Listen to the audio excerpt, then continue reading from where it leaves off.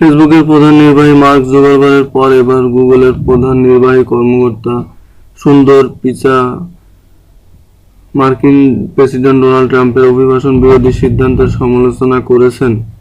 বার্তা সংস্থা পিটিআই এই তথ্য জানিয়েছে। ভারতীয় বংশোদ্ভূত সুন্দর পিচাই বলেছেন, 7টি মুসলিম দেশের শরণার্থীদের ওপর নিষেধাজ্ঞা যুক্তরাষ্ট্রে অসাধারণ সব প্রতিভা আসার ক্ষেত্রে প্রতিবন্ধকতা সৃষ্টি করবে।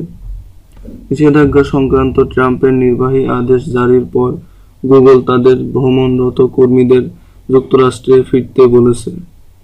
কর্মীদের কাছে পাঠানো এক ইমেইলে সুন্দর পিচাই লিখেছেন, যুক্তরাষ্ট্রে প্রবেশের ক্ষেত্রে 7টি মুসলিম দেশের নাগরিকদের ওপর নিষেধাজ্ঞার প্রভাব গুগলের অন্তত 187 জন কর্মীর ওপর প্রভাব পড়বে।